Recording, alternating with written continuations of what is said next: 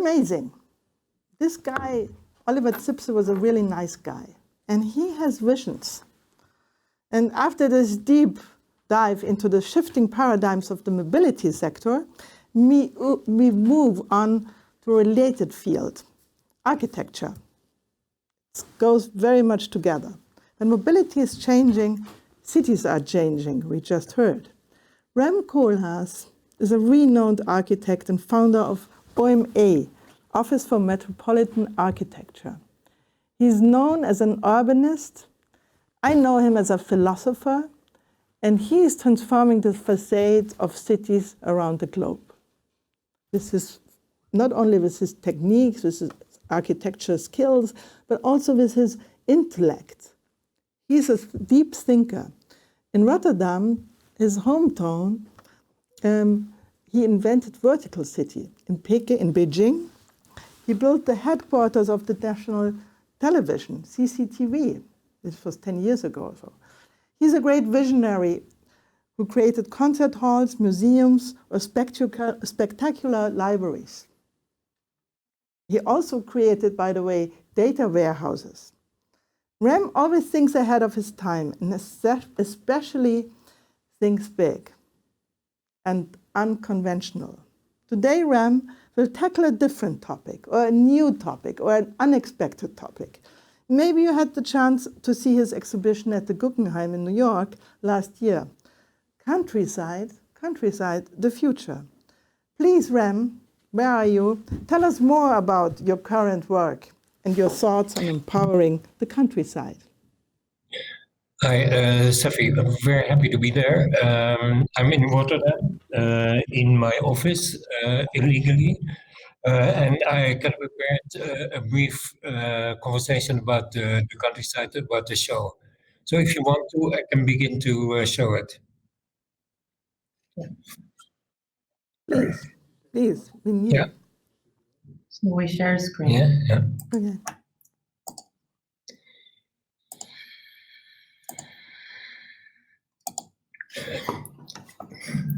Yeah. Okay. Is it all in order? Can I actually start? Huh? What? I think it's okay. Yeah. So basically, exactly a year ago, we opened this exhibition, Countryside the Future, in the Guggenheim, and it was a very big deal. We had the entire Guggenheim at our disposal, but of course, 3 weeks after the opening, COVID closed it down. And that had a kind of very paradoxical effect, because on the one hand, fewer people saw the show, but more people, because of COVID, were convinced that it was important to look at the countryside now, because many people started reconsidering the countryside through COVID alone. What I wanted to know is understand the difference between these two pictures. On the left, you have kind of Russian countryside 100 years ago, and on the right, you have the Dutch countryside now. And you see that countryside and agriculture and folklore have been completely radically changed. In the left, you see a traditional environment, and in the right, you see a kind of high-tech, completely newly invented kind of situation where plants are grown without any daylight or without any sunlight. So as an architect, I was actually kind of really negligent, because I've been kind of looking at cities for most of my life, and kind of realized about 10 years ago how in a way limited that was, because of course the vast majority of the world is not urban and is not cities. So here are a number of sites that we looked at for the exhibition, and kind of basically in any one of these sites we discovered incredible surprises. Some of the surprises were kind of really sad and negative. For instance, in Siberia, you kind of realize that the melting of permafrost is creating kind of incredible new issues. The Earth is literally tearing apart with a kind of speed of 8 meters a year. If you're standing, at the bottom of this crater, you hear the Earth crack. And it was really that kind of experience that I underwent for the first time. And that really made me, of course, aware of how limited the focus on kind of cities was. This is another kind of more positive thing. This is a part of southern Italy where you see elder Italians, too old to actually participate in the harvest, bring in the harvest thanks to a lot of refugees who are kind of hanging out or as now living in their kind of villages. So in spite of initial fractions and tensions, this is now a kind of new, almost utopian coexistence between different kind of races and different conditions. In Africa, the situation is also kind of very, very changing, very kind of fast, and in some ways very positively. There's a system in Kenya, for instance, M-Pesa, which allows Kenyans to bypass banks and to perform most of their financial transactions on their mobile phone, and that has accelerated the countryside in an almost unbelievable way.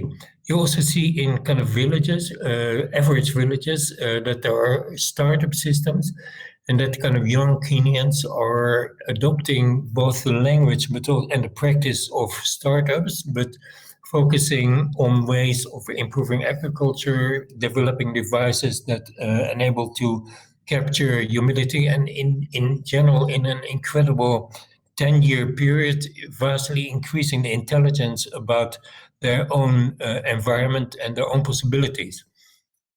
We were very excited to discover that Africans that we met, and Kenyans in particular, were not assuming that they would leave the countryside eventually, but were imagining that parts and large parts of Africa could be inhabited by smaller cities, and that a lot of villages could be stay, and that maybe village life could actually be the life of the future.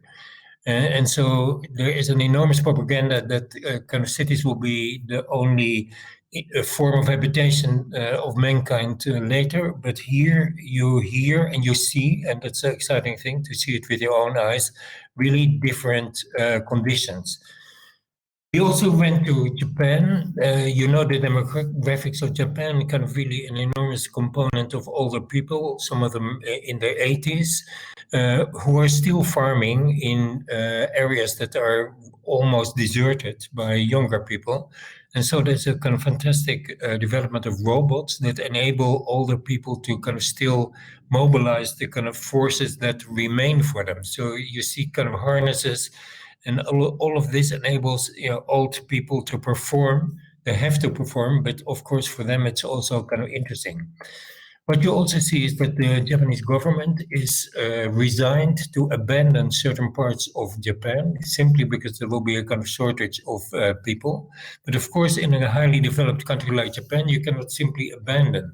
So this is a kind of field near Fukushima where the Japanese government is testing technologies that will enable kind of robotized maintenance of the countryside of the country. Here you see kind of robotized maintenance of tunnels, of roads, of houses, and basically of infrastructure. There will be no people anymore, but it will be done by robots. What you also see is the incredible increase in knowledge. This is a tool that has been invented in Wageningen University in the Netherlands. It's called the Phenovator, which captures, as soon as a little plant kind of raises its head, how it performs photosynthesis. And it discovers that kind of incredible differences between plants, differences of 50%. So in a very early way, and at a very early moment, you could make a kind of separation between strong and weaker plants, or between performing plants and weaker plants. We also discover that there is work these days, which is a combination of extremely technical, but also very ancient knowledge where there was a deep awareness with the Incas and the Mayans, for instance, how certain plants growing together reinforced each other's kind of viability and took care of insects and of negative kind of influences. That is now pursued as a kind of form, as a new science of planting, pixel farming it is called here, where you can basically plant many different plants in kind of very small plots so that they have a kind of reinforce each other's intelligence and again, performance. And also in terms of sustainability, create fantastically more positive situations than with the traditional planting.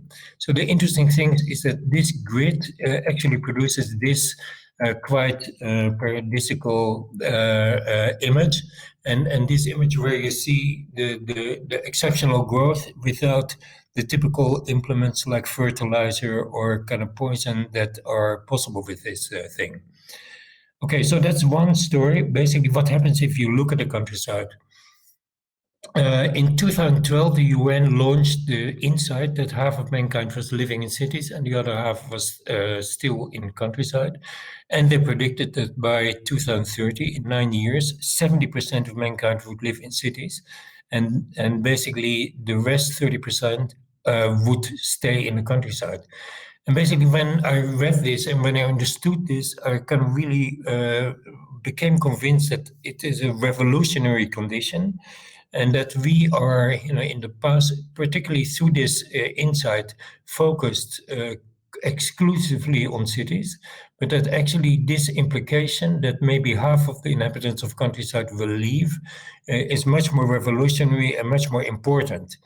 And what I felt is that kind of basically, our current focus on cities to be comfortable, nice, wonderful, entertaining, and all the positive attributes, is basically has a counterpart, which is that there's an enormous digital infrastructure, server centers, data centers, distribution centers that has become too big for cities and that is now parked in the countryside, in the kind of voids that are left in the countryside. And basically, with our urban culture, we have become not only unaware of what's actually going on in the countryside, but we have become, or allowed ourselves to become almost contemptuous. This is Hillary Clinton in her 2016 campaign. She called the countryside a basket of deplorables, racist, sexist, homophobic, xenophobic, and Islamophobic, language that is kind of really devastating. And which, this is an image of countryside protest in 2019. You notice the Confederate flag. And here we have the Capitol protest in 2001, again, the Confederate flag. My theory or my feeling is that kind of basically by ignoring the countryside, we have, and by disengaging from the countryside and by cutting our ties to the countryside, we have in a way condemned the countryside to a kind of pretty negative self-image and therefore kind of fundamental resentment, which is expressed in many kind of populisms. 50 years ago, that situation was very, very difficult because the countryside was a major preoccupation of all politicians, whether it is politicians like the Nazis, like Stalin, like Franklin Roosevelt, like Nikita Khrushchev, like Mao, or like the founders of the EU. All of them kind of are working intensely on the countryside, and the countryside was a major part of their agenda. Basically, in this map, and this was totally surprising to us when once we put it together, we put all the efforts that were launched around 58 in China, around 49 in Russia, which included the reversal of certain kind of rivers to create irrigation, in 52 to stop the Sahara from expanding to the south, in the early 30s in America to create shadow belts or to protect against wind and erosion. You could say that the entire world was urgently kind of reconsidered in politics. And so therefore it's almost inexplicable that 50 years later, there is no agenda for the countryside, and there's no image of the countryside, and there's no profound thinking about the countryside. And I'm not going to show, all the thinking that was taking place, but I just want to indicate the degree of imagination that was applied to it. This is, for instance, a plan by a German kind of engineer, Schlegel, of the late 30s or early 30s, which proposed to lower the level of the Mediterranean, to create more land on the north and the south, to create major energy points at Suez and Gibraltar, Kraftwerk, but maybe most importantly, to introduce a land connection via Sicily between Africa and Europe. And basically, this was a kind of proposal to create much stronger connections between the two continents, with the argument that kind of only in that way, through stronger connections, the entity Africa and Europe could survive or could take their legitimate space between the American continents and Asia. And of course, there were all kinds of wrong things about this, but I'm only showing it to suggest that this kind of imagination would be extremely necessary at this kind of point. Then several things happened, and maybe the most important thing that happened, of course, is that Reagan and Thatcher kind of introduced neoliberalism and the market economy, and that was the end of a kind of way of thinking about politics as a kind of form of direct action and direct design. And it meant that the ideals of the French Revolution changed from liberté, égalité, fraternité into comfort, security, and sustainability. And I feel that we have made a kind of massive mistake in our understanding of the world, maybe most importantly around 1992, when the wall fell and the Cold War ended, and when we expected that the entire world eventually, kind of through our superiority, would adopt our values. And that basically, therefore, there would be a kind of very coherent kind of system, global system.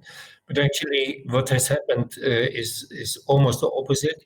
Instead of universal blue, blue is basically pushed back by other kind of regimes. And I feel this is a kind of metaphor or a kind of image that I made for our current condition. The West, is working in a combination of government and market, and is kind of aiming for incredibly important goals. But it's doing that, without coherence and without perhaps sufficient coordination and sufficient intent. While we are facing other kind of systems that are kind of much more efficient and much more kind of radical in aiming for certain conditions. This is simply a number of kind of connections between China and Europe that are being implemented as we speak. And I would say that this year China was very interesting because its main aim of its policies was to change the countryside and to make sure that the countryside would not be a neglected area and would not be an area of poverty, and that particularly people would stay in the countryside. And here you see a number of manners in which the government and of course the Chinese industry is able to articulate this intention. Here there were 4 mobile phones in Guggenheim that enable you to talk directly to Chinese kind of farmers. And this is a system that is introduced at an enormous scale in China, where the consumer can talk to the farmer, pick their own pineapple, their own trees, their own crabs, their own fish, and that therefore the isolation of the countryside is broken, and there is a kind of much more kind of radical interaction that Rem, is I'm taking so place. Yeah? sorry. I'm so sorry. Okay. I hate to interrupt you, Oh, but okay. we have only So, 1 minute more. okay. I'm sorry I'm for almost this. done. No, don't worry. The isolation is broken, and here this is maybe propaganda, but it's also a kind of sign that the countryside can become a kind of appealing kind of environment. And my criticism of the West is that it has used its sophistication and its incredible knowledge and its virtuosity in using data for relatively trivial aims like traffic controlling and controlling the world. This is Rio de Janeiro with kind of digital screens, and I would say that the difference between this control data versus a more creative use of data that seems to be possible in other forms of the world is the major thing to discuss these days. Thank you Thank so you. much. I would love to, Rem, I really would love to hear you more, but we have a schedule. Okay, no, this was the end. Rem, and dear audience, Rem Koolhaas is always ahead of his time, and I really encourage you to get again through his presentation, to digest it properly, and to have your own opinion on this. Our focus on the future of cities might be okay, as we just heard with Oliver Zipse, and it's necessary, but we have to do it analog to the future of the countryside. This is my take of your fantastic presentation, and I have to say, what you just said, it's so DLD-ish. First, we have the car company CEO who is in his best, ideas and efforts, and then we have Rem Koolhaas, and the combination is so important to have an exchange between his ideas, your ideas, and maybe in the middle there are some solutions. Thank you, Rem. It's amazing. I'm so grateful. Ciao.